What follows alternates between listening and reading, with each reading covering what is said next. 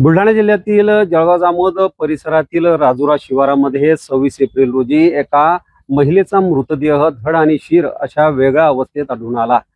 यानंतर पोलिसांनी तपासचक्र फिरवत याचा तपास केला असता हा मृतदेह शिवानी कासलेकर या युवतीचा असल्याचं निष्पन्न केलं आणि यानंतर या खुनाच्या आरोपाखाली याच मुलीचे वडील आणि भाऊ या दोघांना अटक करण्यात आली।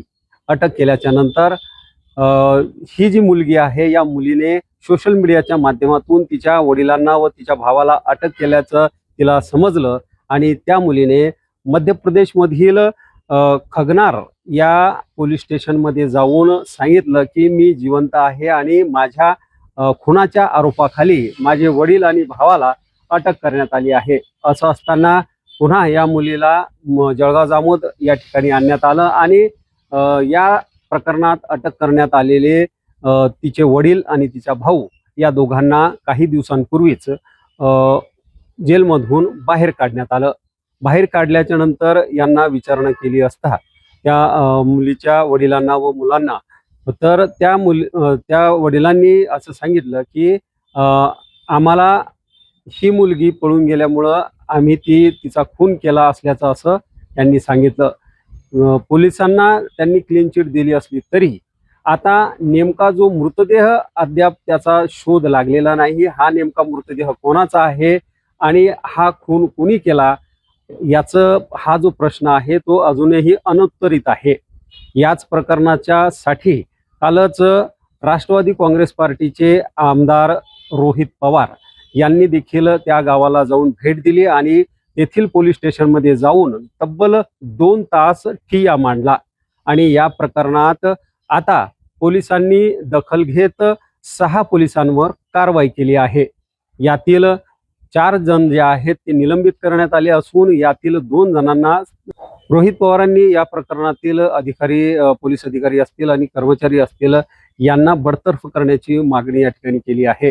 परंतु आता याला राजकीय नेत्यांचं पाठबळ मिळाल्यामुळे आता मोठे नेते देखील या ठिकाणी येणार असल्याची माहिती जी आहे ती मिळत आहे। तर रोहित पवार त्याचबरोबर काँग्रेसचे प्रदेश अध्यक्ष हर्षवर्धन सपकाळ आणि मोठे नेते जे आहेत त्यांनी 8 दिवसाचा अल्टिमेटम जो आहे या पोलीस विभागाला दिलेला आहे।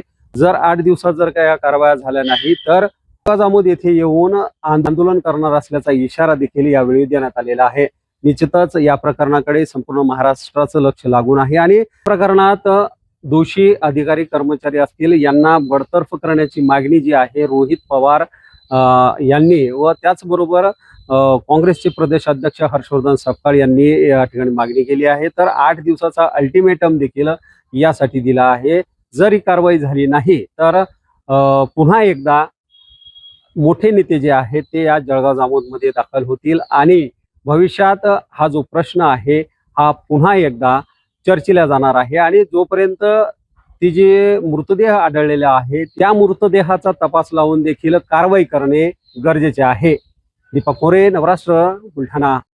जलगांव जामोद में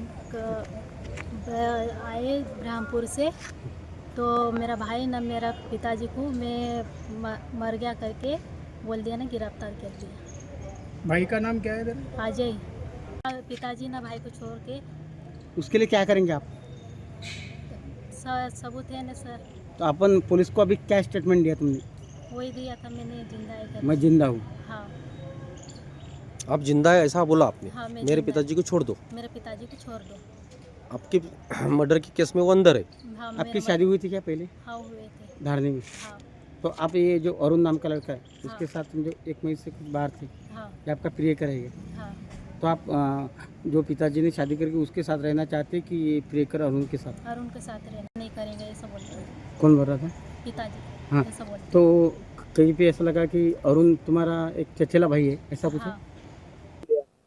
सर वो 3 बार हो गए लड़की फरार हो गए, ऐसे तरह गलत काम करे, हमारे दिमाग को चले नहीं थे। वो हिसाब से हमने हाँ बोल दी।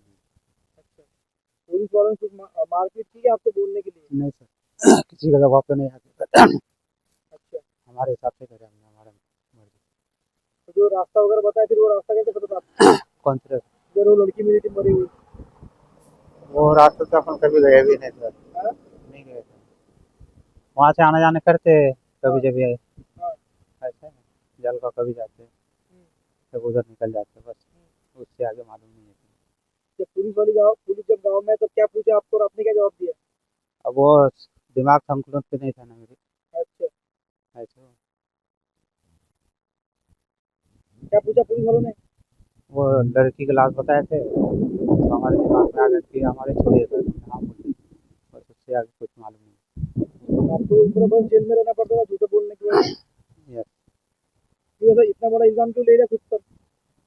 सर, हम ढूंढते ढूंढते परेशान हो गए थे, 4-5 दिन खाना भी नहीं खाए थे, अच्छा, तो दिमाग काम नहीं दे रहे। लापता हुए थे।